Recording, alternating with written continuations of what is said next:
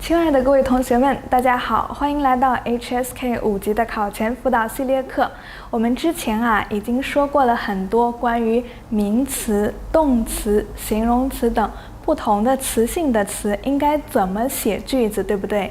今天我們就來介紹一下，在書寫的第一部分，當大家看到一些詞的時候，應該想什麼類型的句子把這些詞用進去呢？好了，閒話就不多說了，我們直接就來看一些句型。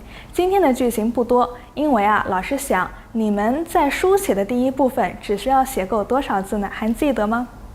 對，我們需要寫夠80個字，所以這80個字裡邊，請大家先追求每一個句子都是怎麼樣正確的。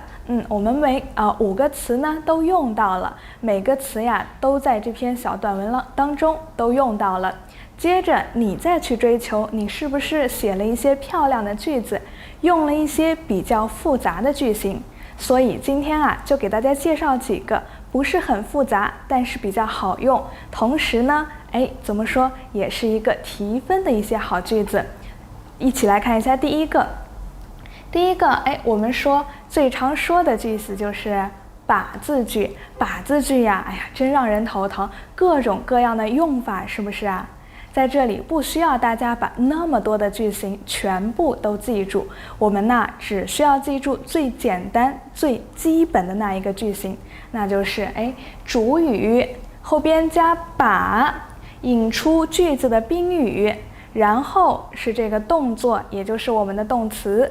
千萬別忘了，把字句當中動詞不可以單獨出現，在動詞的後邊一定要有其他的成分。在這裡你想到什麼成分，你就往上寫。最簡單的是什麼呢？是單字，一個了字，你把了放在這個動詞的後邊，它這個把字句也就完成了。所以記住了，主語把的後邊，把字句比較特殊，是賓語先出現，賓語之後才是動詞。動詞完了可不是結束了，還有其他的一些成分。也就是說，如果你在書寫的第一部分可以用這麼一個把字句的話，當然是非常好的。所以我們來看一個例子。這個例子是不是很熟悉了？5個詞一起先來看一看。煩惱、灰心、面對、交流、建議。我們說拿到這5個詞，做題的順序是什麼呀？對，我們先來找一找，看哪個詞比較簡單，有沒有名詞呀？有沒有你非常熟悉的詞呢？我們在這裡看到了第一個是煩惱有煩惱沒有煩惱？可以，好像是說一些不開心的事兒，對不對還有灰心心情不是特別好，所以這篇文章可能跟你遇到的一些困難、遇到的一些問題有關，對不對？然後面對，你是怎麼面對的？交流，說你要是有困難了、有問題了，有沒有跟別人交流呢？建議，那別人有沒有給你一些建議呢？是不是通過每一個詞的意思，我們就確定了我們的主題可能是跟一個解決困難類的問題有關。所以我們說所有的句子應該怎麼來寫？都應該圍繞你已經確定的主題來寫。對，所以你想完了主題，想一想每個詞能出什麼樣的句子，這些句子你非常有把握的，你就把它放在前邊。當然一定要先按照邏輯順序。那我們看老師希望大家呢在這5個詞當中選一個詞，用把字句來寫個句子。不知道你們會寫出什麼樣的句子呢？別忘了一定是有主題，在你的主題之下來寫這個句子。好，你們先想一想，我們不着急，一會兒再來看老師寫的句子。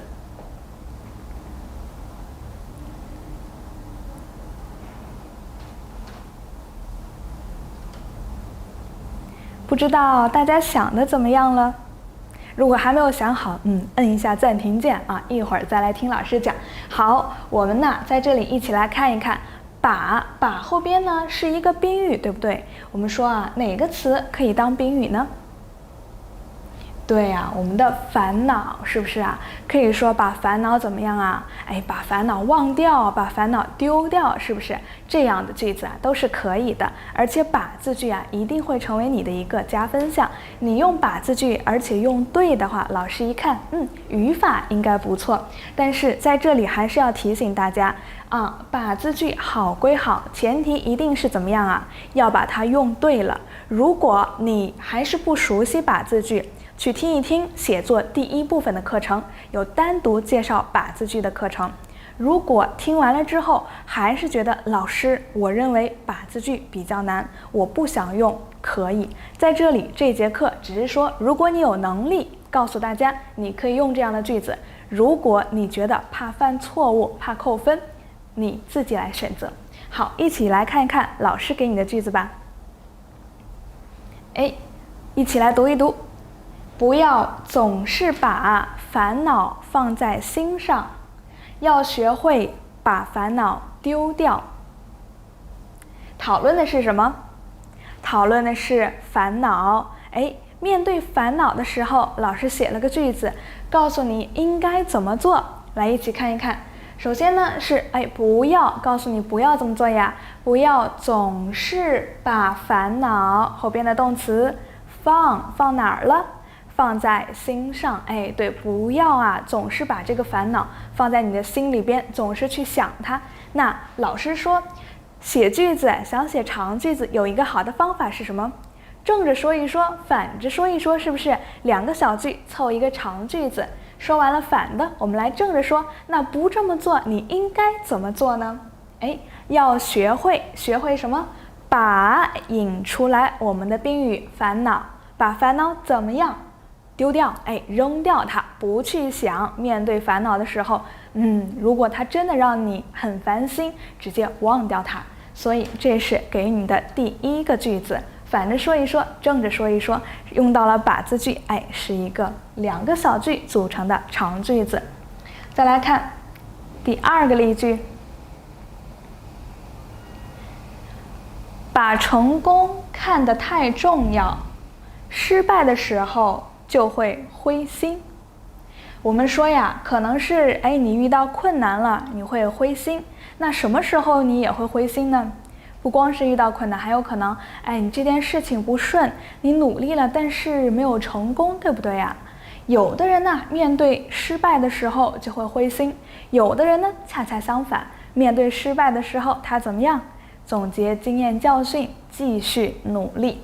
所以呀，有些人呢是屬於把成功看得太重要，認為成功非常重要，如果不成功，那如果失敗了，那麼對他來說打擊很大，他會怎麼樣？失敗的時候呢，就會灰心。同樣也是用到了把字句，討論的是灰心，什麼時候會灰心這樣的一個句子。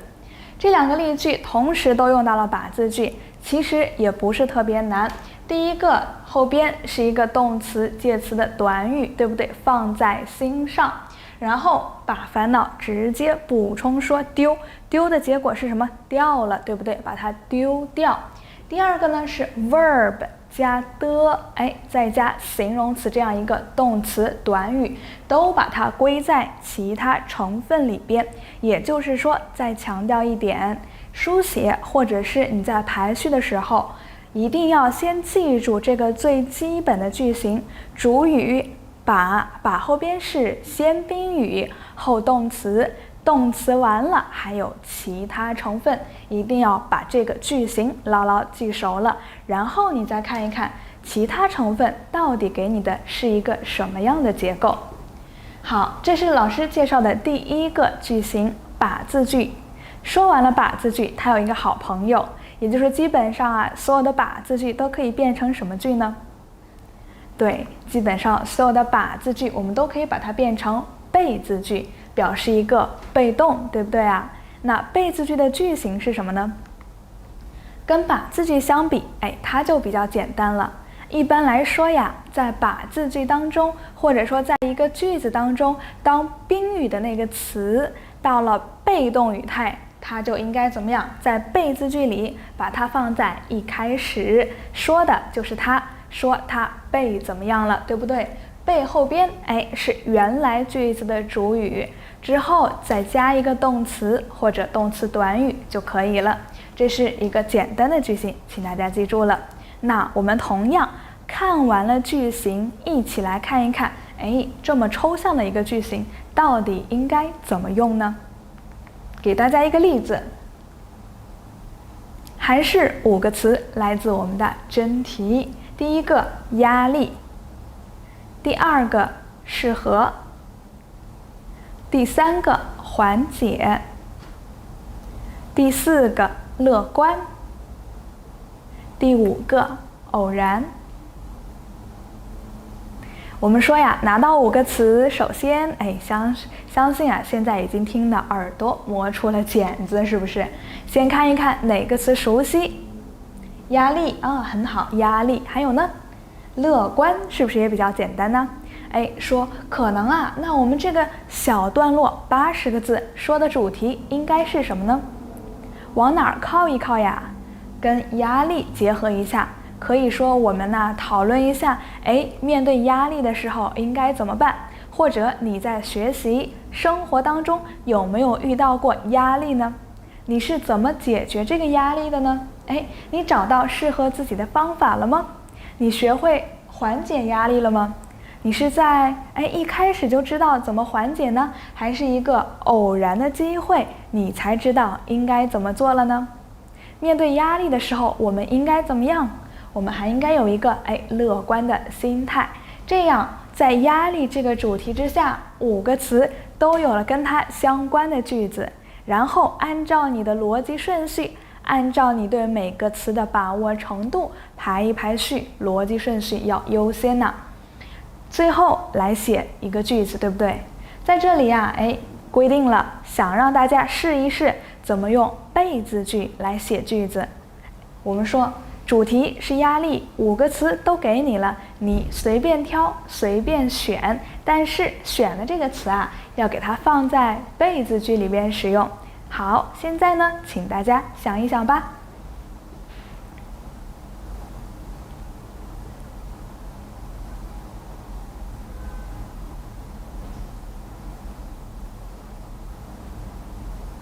你們想的怎麼樣了呢？好，如果想好了，就跟着老師一起往下走。我們說呀，首先呢，在被字句當中，要把原來句子的宾語放在句子的開頭，主語放在被字的後邊。那我們看老師給你的例句是什麼？討論的是壓力，對不對呀？我們不應該，不應該又出現了，反着來說了啊，不應該被壓力困擾。我們原來呢，可能句子是壓力困擾着你，對不對？壓力給你產生了困擾，它困擾着你。那反着說一說，用被字句，你是受害者呀。在這裡你怎麼樣了呀？你被壓力困擾了，它讓你覺得不舒服、不開心，心情不好了，很煩惱，是不是？所以被後邊是原來的动作发出者是這個壓力，這個壞家伙讓你不開心了。然後呢，動作是什麼？困擾。簡單的一個被字句，說的是我們不應該怎麼樣，不應該被壓力困擾。那說完了反着，是不是給它再來說一說正着呢？那應該怎麼樣啊？而應該樂觀面對，還用到了我們一個題目當中的詞樂觀，也就是面對壓力的時候呀，不要害怕，不要怕它煩，笑一笑，說不定它就過去了，对不对？要時刻保持一顆樂觀的心，保持一個樂觀的心態。然後呢，不光樂觀啊，光樂觀那不幹其他的事情也不行吧，傻樂呵了，是不是？我們還應該怎麼樣啊？找到適合自己的方法。心態好了，還要加一點主觀能動性啊，你得做點什麼。你應該啊，找到適合自己的方法，不是別人說的方法，別人說有用你就去做了，你得試一試，看哪個方法對你有幫助，然後目的呢，釋放壓力。它既然在這兒，困擾着你，你就把它放走，对不对？還用到了適合，对不對啊？適合自己的，不是適合別人的，而是你覺着管用的。然後呢，把壓力放走，釋放掉。好，這個呀，就是老師給大家的一個長句子。這句話先是反着說，然後接着正着說，順着你的邏輯呀，不光是要有一個好的心態，還要做點什麼，對不對？再說一說做法啊，你的結果就是要釋放壓力，對吧？我們一起再來讀一讀這個長句子，大家也可以學習學習，模仿一下，給你一個寫作的思路。我們不應該被壓力困擾，而應該樂觀面對，找到適合自己的方法，釋放壓力。好，幾個句子都是圍繞什麼來說？都是圍繞我們剛剛一起定的主題壓力來討論的，而且還用到了其他的一些詞，對不對？所以在做書寫部分，在寫句子的時候，首先最重要的還是定主題，然後掌握每個詞的詞義來寫句子。如果你都非常熟悉了，再試一試這一些比較難的、稍微有一點難度的句型結構，來幫助你拿一個更好的分數。最後呢，一定要注意你寫的句子要有邏輯，邏輯很重要，不能說亂七八糟的把它放在一起就可以了。你要看到，讓別人看得很清楚，是一個有邏輯的80字的小段落。好，不多說了，介紹完第二個被字句，我們再來看看第三個句型，給大家準備的是什麼呢？非常簡單，但是非常好用的是的句。不管你在你的小段落當中想強調時間、地點、人物還是目的、方法、形式等等等等，只要是你想強調的東西，你就把它放在哪兒？放在是的中间。這個句型就是用來表示強調的。我們一起來看一個例子。句型主語是的，就三個字，对不對？主語是的，三個部分直接就構成了。任何你想強調的東西呢，就放在它的中間。好，還是給大家5個詞。首先，這次老師先不讀了，你們先來認一認，看一看這5個詞都認識不認識，都是大綱詞彙哦。如果有不認識的，趕緊去啃書啊。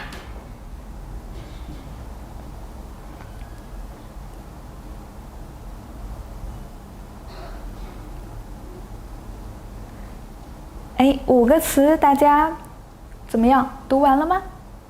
好，一起來讀一讀，檢查一下。第一個，結賬；第二個，乾脆；第三個，感謝；第四個，零食；第5個，海鮮。已經討論過它的話題了，是不是啊？可能是吃海鮮，為什麼吃呢？表達感謝。然後吃完飯要結賬，結賬的時候發生什麼事兒了？然後吃飯的時候臨時有了什麼狀況了呢？你們最後乾脆做了什麼呢？好，這個呀就是我們這道題的一個小思路。那這道題其實用是的句就非常好用了，它可以強調，因為你想寫一個什麼？寫一個小故事，對不對呀？你的故事當中，我們說應該有最好6個要素。都要寫到哪6個要素呢？一起來回想一下。說一個故事要有什麼？要有發生的時間，發生的地點，在哪兒發生的？誰在這個故事當中是關於誰的？主人公是誰，對不對？時間、地點、人物。那除了這個呢？是一個事情嘛，事情當然要有起因為什麼要做這件事情？那這件事情的經過是什麼？最後再來說一說它的結果。這些東西你都可以放在強調句當中，多強調一下，也沒有什麼不好嘛。那我們来看，用是的句放在這個題目當中，能寫得出來什麼樣的句子呢？你要先想一想嗎？可以，你們先想一想。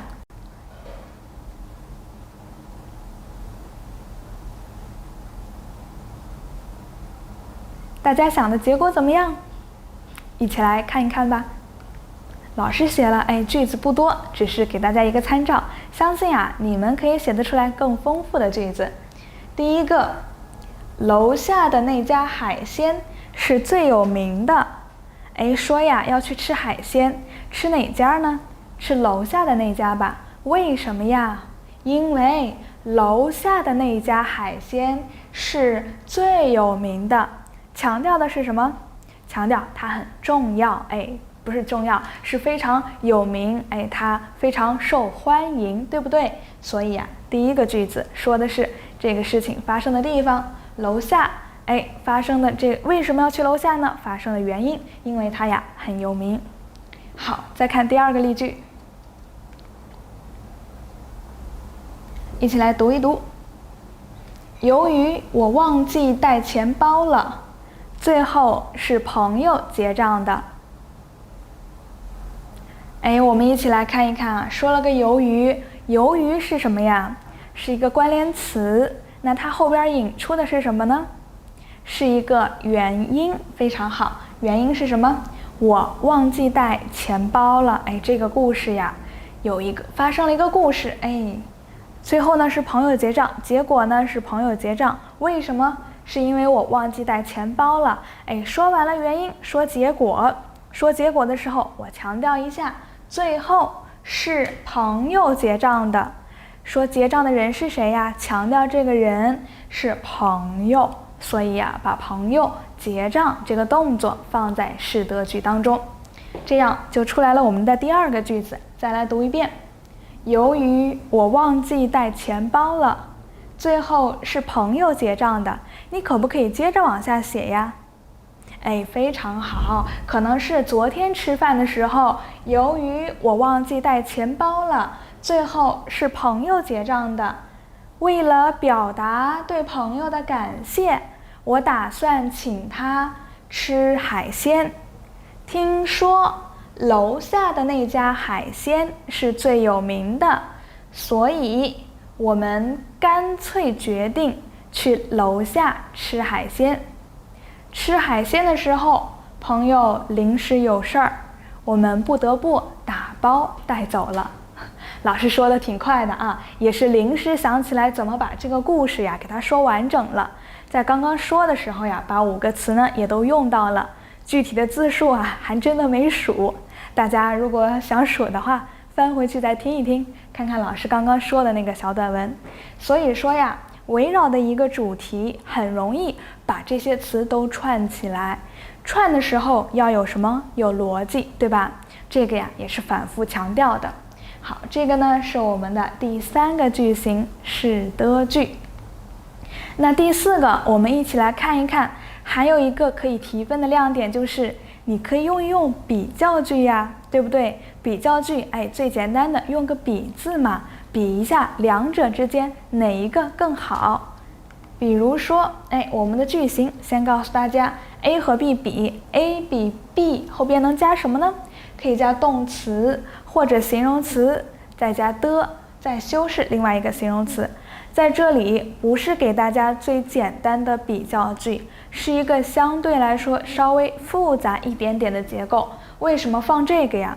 是希望你來提分不是讓你學比較句。學比較句大家翻回去听，想提分的听這一部分。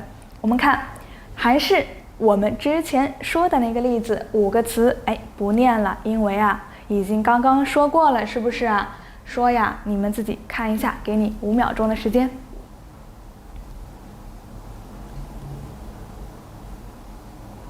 好，看完了，我們再說，在比較句当中，想用比寫個句子，比較一下，面對壓力的時候，什麼比較好，什麼方法更好，什麼更重要，是不是？這些都可以放在跟你的主題壓力相關的小短文当中。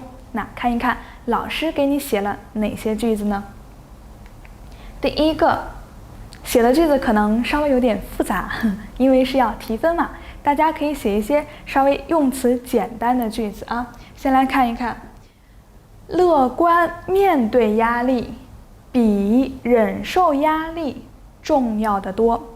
比較兩個東西，哪個更重要？首先說 A 是什麼？面對壓力的时候呀，你可以有2種態度。第一个，樂觀面對壓力，是不是？樂觀面對，保持一顆樂觀的心情。第二個呢，壓力來了，那我怎麼樣？中華憋勁，我憋功厲害，我就忍着，是不是啊？這也是一種方法。但是在文章當中想要說的更好一點，可能是想寫一個觀點題，你想要表達的觀點就是，我認為呀，你應該樂觀的去面對，你不應該怎麼樣，憋着忍着，是不是啊？所以我就在這兒說了，樂觀面對壓力比忍受壓力重要的多。顯然我的觀點是，我認為樂觀面對壓力更重要，只不過呀，我把它和另外一個看法同樣的做了一個比較，用了一個比字句，後邊呢加的是形容詞的，再加形容詞。好，我們再來看下一個句子。剛剛說了，你面對壓力總要找一些釋放壓力的方法，對不對呀？緩解壓力的方法，是不是？那這些方法不一樣的人有不一樣的方法，那你的觀點是什麼呢？你一定要說哪個方法好嗎？不一定，因為不同的人吶，他適合不同的方法，是不是？所以你的觀點是適合自己的比別人認為好的重要的多。就是說你在面對壓力的時候，一定你認為更重要的是什麼？找到適合自己的方法，而不是去聽、去相信只用那些別人認為好的方法，這些方法可能不適合你。這個是用到了我們的比較句。比較句的句型很多，說完了第一個，我們再來看一看第二個比較句的句型，同樣也是非常好用，可以用在大家的寫作當中。它就是說明程度最高，這個句型也是表明觀點的時候可以用到的。你要說你認為這個東西最重要，你認為差的程度是最高的，你就用A 比，在這兒沒有 B 了，取而代之的是什麼？不是 B， 而是一些疑問的代詞。你要說 A 是人，那我後邊就加誰？A 是地點，那我後邊就加哪兒？A 是一個東西，那我後邊就加什麼？等等等等，取決於 A 這個這個對象到底是什麼。最後一定要記得加都，因為你是和除了 A 之外所有的同類型的東西在比，你要說你比他們都好，才能說怎麼樣它是最高級別的，是不是？所以千萬不要忘了我們的都。好，具體來看一個例子。還是5個詞，一起先來讀一讀。聚會、碰見、開心、曾經、改變。腦袋快速轉起來想一想哪個詞簡單？聚會、開心，是不是？說的可能是你參加聚會的一次經歷。那在這次經歷上，你可能怎麼樣碰見了一個朋友，非常開心。他可能以前曾經是什麼樣子，後來有了一些改變，是不是？好，不多說這個思路了，大家也可以有別的想法。那我們看一看，用這個句型能寫一個什麼樣的句子呢？寫了一個長句子首先可能是一個故事，老師寫的，告訴了你時間，聚會的時候，發生了什麼？碰見了老朋友，非常開心對不對？和老朋友聊天聊聊天比什麼都開心。聚會上可能有很多吃的、喝的、玩的，但是讓你覺得最開心的那些都無所謂的是什麼？和老朋友聊聊天好不容易見面了，一起說說話，說說曾經的故事，看一看它改變了什麼，對不對？所以你認為別的不重要，別的不會讓你特別開心，讓你最開心的是什麼？是和老朋友聊聊天。怎麼來強調它是讓你最開心的呢？用一用我們的比較句嘛，和老朋友聊聊天比什麼都開心，什麼都不如和老朋友聊聊天讓你覺得更開心這個就是比較句。同樣呀，大家也可以學習一下，再鞏固一下，希望你們在書寫部分題目的時候也可以用得到它。那麼这是我們剛剛介紹了，已經到第4個句型了。第5個啊，我們今天還有一個，第5個是什麼？4標錯了，還有最後一個是有，還有，是一個表示並列的。這個呀非常有用，它很簡單，為什麼給大家放在這裡呢？你直接拿走吧，同學們。這個如果你湊不夠你那80個字，圍繞着你的主題多說2句話，說一說有什麼，有什麼，還有什麼，是不是啊？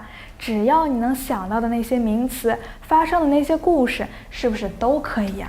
你把它擴散開，說的多一點，為大家湊字數的啊。所以雖然不是什麼高級的句型，但至少是一個排比，同時呢還可以幫助你多寫一點字，何樂而不為？一起來看一看，還是剛剛的5個詞：聚會、碰見、開心、曾經、改變。我們說一說某個事物吧。我們的主題是什麼？是聚會。那你想一想，在你的腦子當中，你去參加聚會，聚會上有什麼呢？肯定不可能只有一樣東西，只有幾個人讓你在那兒乾說話，不會的，是不是啊？有什麼，有什麼，還有什麼，儘管往裡添，直接套進去就可以了。不知道你們的聚會上有什麼？來看一看老師參加聚會有什麼呀？那次聚會有美味的食物啊，有好吃的，有吸引人的音樂，music 不錯，歌曲不錯啊， DJ 可能還很帥，還有很多老朋友，是不是啊？非常簡单，都是簡單句，有字句嘛，什麼地方有什麼，一個東西包括什麼都可以用有字句，是不是啊？那我們把它拿過來唄，多說2句，湊一個長句子，怎麼樣啊？當然可以。那我們一起再來讀一遍啊。那次聚會有美味的食物，有吸引人的音樂，還有很多老朋友。在這裡還是想給大家提個醒，雖然有還有非常簡單，但是後邊的東西你可以把它說的複雜一點。比如說有食物，你食物是個名詞啊，白勺的添一個嘛，食物怎麼樣？好吃、美味，是不是？音樂可以，也是名詞，白勺的，再形容一下什麼樣的音樂啊？好聽的，或者是吸引人的。還有什麼？老朋友，老朋友多不多？多，很多老朋友。好，看完了第1個例子，我們再来看一看第2個例子。換一個主題，你們來造個句子，看一看這個主題你能寫得出來什麼樣的有字句。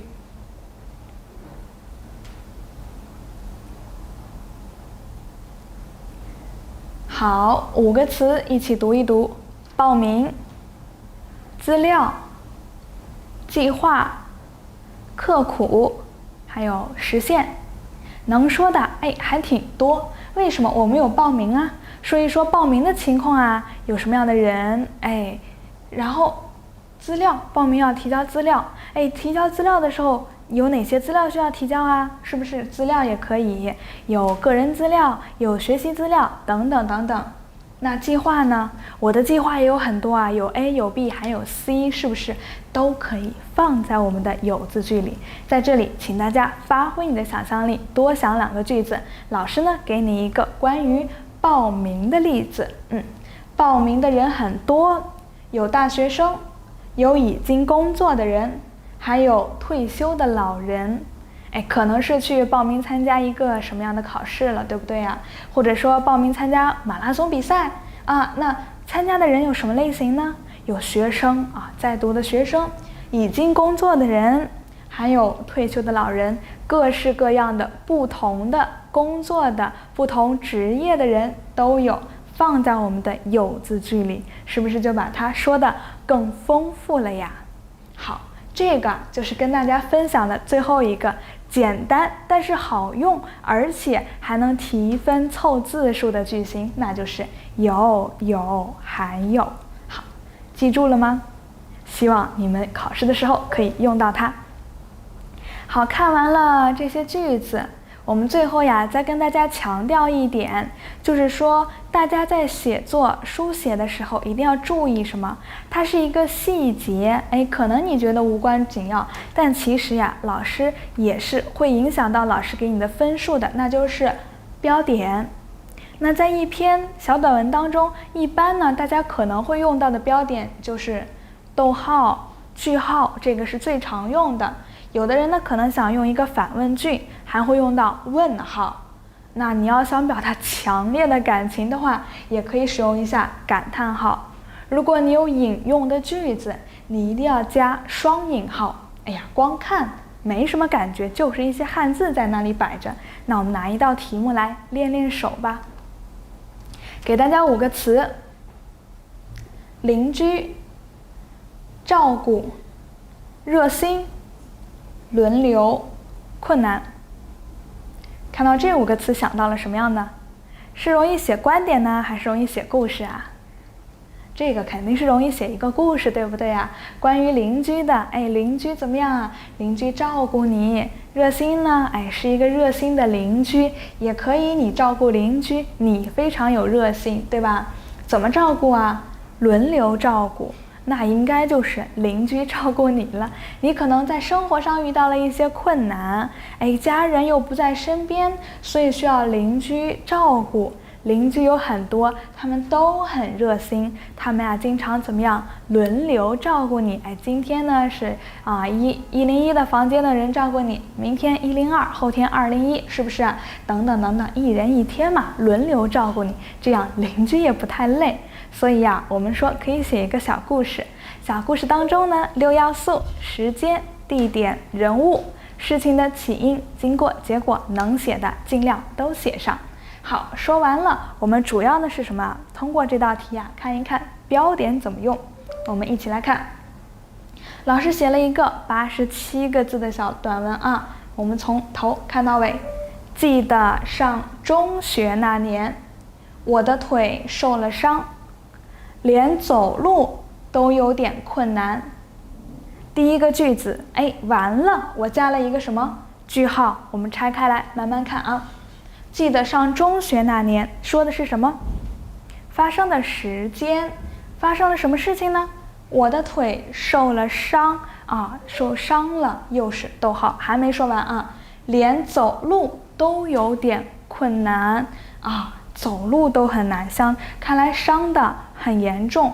你只有把它都說完了，才會寫句號，而不是說主謂賓湊齊了，我就給它畫圈圈。記住了，漢語當中一定是要說完了再寫句號。接着看，還發生了什麼呢？家人工作很忙，沒有時間照顧我。說完了我的情況，那說一說家人吧。為什麼有鄰居照顧啊？因為家人工作很忙，沒有時間照顧我。這父母都在可能忙着賺錢，也可能出差了啊。那最後發生了什麼？好在鄰居們非常熱心，輪流照顧我，我的腿漸漸好了。因為家人忙沒時間照顧你，所以呀，鄰居們知道了。鄰居還怎麼樣？是什麼樣的鄰居呀？非常熱心，做了什麼呢？輪流照顧我，結果呢，我的腿呀漸漸好了。真的非常感謝他們。在這裡，作者的情感非常強烈。你看，父母不在身邊，沒有辦法照顧自己，是鄰居幫助你，是不是照顧你？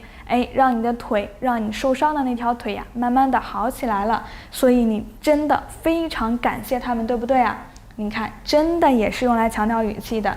最後這個感嘆號在這裡也是說明表達了作者強烈的語氣，對不對呀？那最後呀，還說了一句話，這難道不是遠親不如近鄰嗎？通過這樣一個小故事，最後呀，用一句遠親不如近鄰這樣中國的俗語來介紹，來結尾。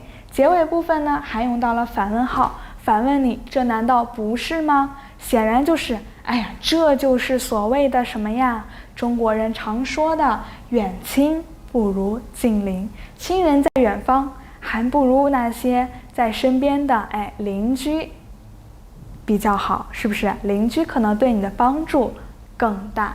最後呢，這句話是引用，對不對啊？不是你說的，是人家中國的俗語，以前就有人說過了，你要加雙引號，前引號後引號，而且是雙的，不是單個的，一定要加好了。然後反問語氣還用句號嗎？